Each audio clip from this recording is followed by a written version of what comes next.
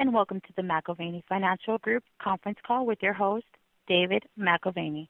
Today's conference will begin with a presentation, followed by a question-and-answer session. Instructions for that feature will be included later in the program. I would now like to turn the call over to David. David, please go ahead. Well, thank you, Jennifer.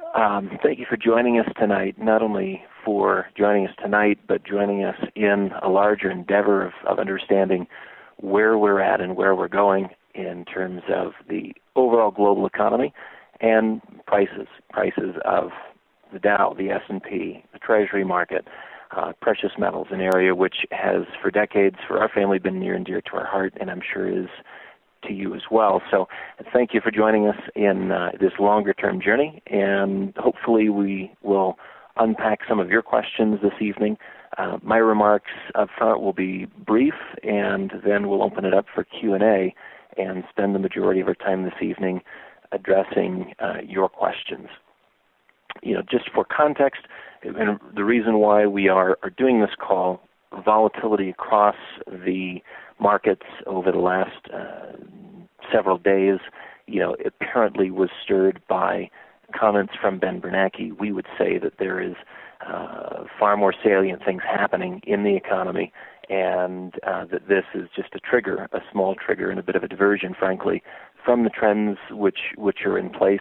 And we'll be happy to explore some of those issues as they relate to the equity market, as they relate to the commodities market in general, and even specifically the gold and silver market tonight. Just a couple of general comments, and we will address this, I'm sure, in more detail as we get into the question and answer section. Some things that we have noted of considerable importance in the gold market. Of course, we've been in a corrective phase since the fall of 2011 for silver, since the spring of 2011. And I say corrective phase because this is largely a counter trend move in the context of a 10 to 12 year bull market. If you remember where we began the journey, it was at significantly lower levels, under $300 for the price of gold, and under $5 an ounce for the price of silver. And so we have seen a multiple of growth in that time frame. Now, where we're at today in terms of a counter-trend correction is pretty important, because one of the things that you have to determine as an investor is if a major trend has run its course or not. And our primary contention tonight, the bull market is still intact. The bull market in precious metals is still intact, and there's a number of things that support that idea. We are in a zero interest rate environment. This is not just the Fed's monetary policy, keeping Fed funds rate at extraordinarily low levels, as they have now for several years, but this has become a policy adopted by many of your other significant central banks around the world. And that zero interest rate environment is very critical, very, very critical to how people spend their money, how people invest their dollars. That's one particular point.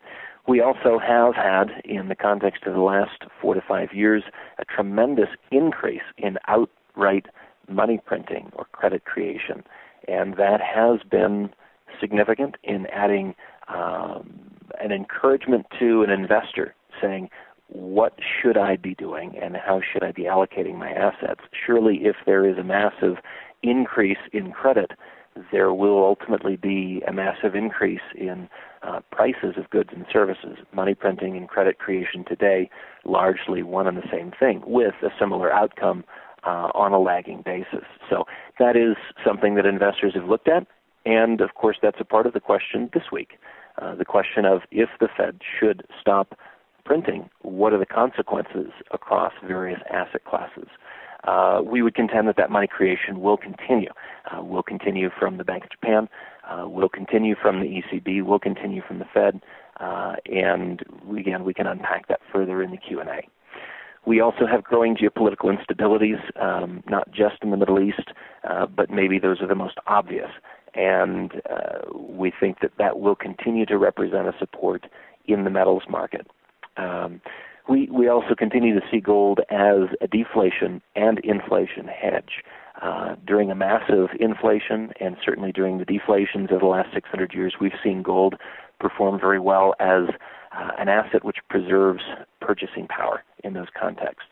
And lastly, there is a critical difference between gold and silver and a number of other commodities, specifically your industrial metals, in the sense that the last 5 to 7 years, we have seen a massive increase in the ounces available, tonnage available on the market when you're talking about the industrial metals. And this was to meet growing demand from China primarily. So we have seen a massive increase in production from the industrial metals. Meanwhile, we have not seen a massive increase in the supplies of precious metals, and at the same time, we have had a steadily increasing demand-side equation. Now, of course, since the beginning of the year, this year, the demand side has softened in particular areas, and again, we'll unpack that a bit in today's comments. But the big picture here is supply and demand positive, has been for 10 years. We think it will continue to be for, say, another 3 to 5 years. And if you'd like, feel free to drill down further into those time frames, because there's an interesting coalescence with what we see taking shape in the bond market, in the currency markets, and in the equity markets as well. Critical to our thinking is a 2015 to 2018 time frame. And this relates to not only a bear market in equities, that is in stocks, which we think will culminate or complete itself in that kind of a time frame, 2016, 2019 at the latest, but also potentially peak prices in the metals, gold and silver, in that kind of a time frame. We remain bullish. We remain very, very bullish, and would just suggest one thing. Looking at long-term bullish trends, you tend to see them end in manias. The long-term bull market of stocks, which began in 1982 and arguably ended in 2000, although some would argue it ended in 2007, be that as it may, it began in 82 and went a number of decades where we saw exponential growth. But I would like to draw attention to one particular issue. We had massive corrections, massive falling in price in 1987, in 1989, in 1990, in 1994, in 1997, in 1998. And at no point along the way was that long-term trend disturbed. You had cyclical counter-trend moves which took you down, and it did not erase the progress, and it did not redefine the course. And I would like to suggest that that is a critical thing to remember as you consider what a long-term bull market looks like and how it ends. We have yet to enter into the manic phase, a mania, where prices are completely irrational in the gold and silver space, completely unjustifiable, even marked to or repriced to factor in inflation over the last 10, 15, 20 years. We have not even reached those levels yet. And so what we see taking shape over the next 2, 3, even 4 years is a movement in that direction. And it does tie to current fiscal policy, ours as well as what we see in Europe. It does tie to monetary policy here in Europe and in Asia, virtually on a global basis. And that's what we can explore this evening if you'd like to, again, drill into some of those details. The bull market is intact. As discouraging as a move down in price can be in the metals, again, consider the moves lower in equities, in that long-term bull market in equities from 1982 to 2000 or to 2007, however you'd like to measure it. There were at least 7, 8 different times in which equities appeared to give up the ghost, and it did not change the course or the ultimate destination of that bull market at frankly irrational and unsustainable levels. So we will see that in the metals. We will see irrational and unsustainable levels. We just haven't gotten there yet. Would encourage you, as we mentioned in the video invite to tonight's question and answer session, to stay the course as we are as a family. I want to remind you of one thing. We intend to be as proactive as we get to peak prices as we are today to let you know what our thoughts are and to let you know what strategically we think you should be doing. If nothing else, I want you to remember that we are with you in this. And again, I want to thank you for joining us in what is ultimately a tremendously profitable and beneficial endeavor as we preserve value and grow family wealth. But in the interim, I want you to know that we also appreciate these difficult times as well. And it is not unfamiliar to us. If it is unfamiliar to you, these kinds of periods are not unfamiliar to us. And we'd like to be a resource to you if we can, providing either insight or whatever is necessary for you to stay the course. When it is time to make a change in your allocations, we will certainly be in touch and communicate that clearly. So, Jennifer, that'll sort of end my remarks, and I would like to open it up for question and answer so we can spend as much time tonight dealing with the questions that our guests have. Hello, David. Hi, Richard. Hi. I am just, listening to you guys for a long time, and I think I met you once or twice. And I'm just wondering, at these prices with gold, I'm actually tempted to go into debt to buy more physical metal. What would you say to that? Okay, Richard, I'll restate the question. With prices where they're at today, something of a temptation to increase an allocation to gold and silver using leverage. And let's look at the various elements of that. Number one, I think in terms of prices, we have either put in a low or will put in a low within the next 60 days. We're sitting right at 1,300 today. This is a price that we would consider a reasonable price to be adding to positions, but we may see 1,250 or 1,200 before all is said and done, and that's not a surprise to us. It's also not scary to us.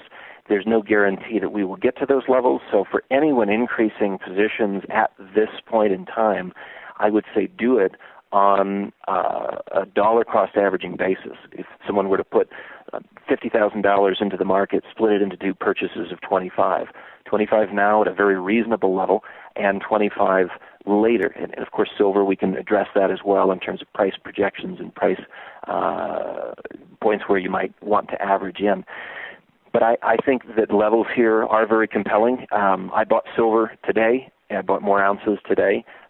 So my two most recent purchases would have been $22 silver and $20 silver.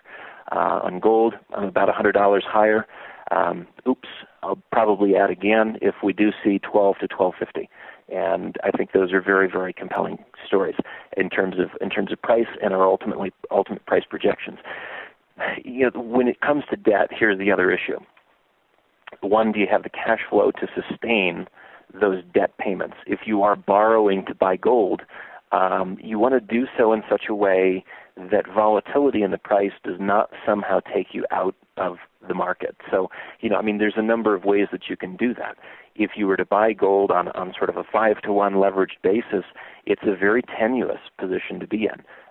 Even though I don't think we have very much volatility left, you can still be bounced out of that position. And so, a cash purchase is ideal. A cash purchase is ideal with no debt attached to it. If someone was refinancing a house and talking about taking $50,000 out or $100,000 out, and you're talking about a long-term loan that doesn't have the equivalent of a margin call component to it, would I increase my balance sheet leverage to add 2 ounces today? I personally would. I would do that. Again, I would do it on a measured basis, splitting it up into 2 or 3 different purchases. But I think you are very near a turning point in the metals, and adding to positions any way that you can, I think is incredibly important. If you have a higher cost basis, understand you might look at this and say, I can't believe it's gone lower, and I can't afford for it to go lower. Disciplined investor would say, yeah, this is as long as the primary trend has not changed, it absolutely makes sense to add ounces. Richard, that's going to be a very personal sort of soul-searching issue in terms of adding debt to your balance sheet. I would suggest that you don't want to do it in a way that you can be taken out of that position. And you mentioned 5-to-1 leverage. I was thinking more about a 1-to-5, so to speak. Not really a You know what I mean? Basically taking, like you said, some reasonable amount of debt that is actually would be represent a very small percentage of my overall physical metals portfolio. But since I'm already maxed out in terms of what I could put in cash, you know, making some sort of a debt situation, I think would be the only way I could move forward at this point if I wanted to increase my metals position. Yeah, and I think that's, again, where you need to consider locked rates, long terms. No one knows when this market will be at 2,500, 3,000, 3,500, 5,000 an ounce. I suspect that it's going to be within the next 3 to 5 years, and again, a number of reasons that we think that's the case, why that's the case. But again, if you're counting on a move in the metals over the next 60 days, and that's your time frame, or if you're counting on a move in the metals even in the next 1 year, I would just say whenever you're adding leverage to the equation, you want to put as many things on your side as possible. The ideal position has no debt against it. The ideal position has no encumbrance whatsoever. If you are putting debt into the equation, you want everything on your side. You want as much time. You want a fixed rate. Again, variables that add stability to a balance sheet, which is arguably more pro-cyclical, or in other words, going to move more. Your balance sheet is now more tied to the metal than ever. That would be my suggestion, is just be careful how you structure that. But on a very personal basis, adding a little bit at this level, I think does make sense. Okay, well, thank you very much for the great answer. Thank you, Richard. I'm pretty much invested. I'm retired, and I've got just about all my money into gold and silver. And my question was quite the opposite of your last caller. I was thinking, should I be selling and pulling some of my cash out now and buying back in later when it goes lower?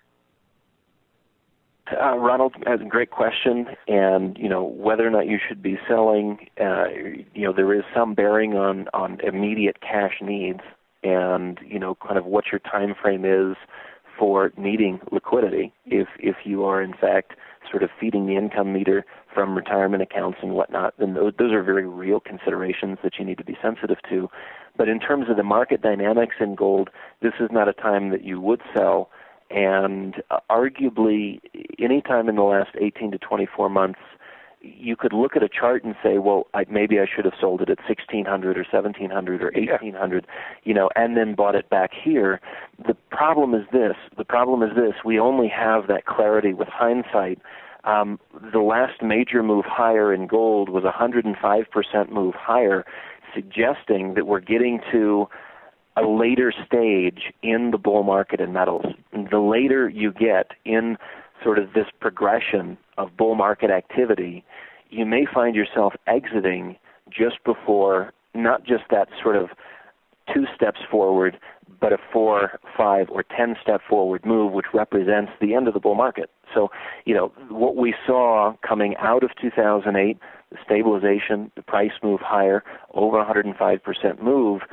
Sure, hindsight, 1920 looks like a great time to have pulled ounces out and moved to cash. Yeah, but at that moment in time, there was just no telling whether or not we were going to 2,500 or 3,000 first before we had a correction, or if that would in fact be the sort of the final push higher and mark the end of the bull market. What you're looking at now, Ronald, is again, we have hindsight advantage, but at the same time, what is the difference between 1,300 and, let's say, 1,000 an ounce?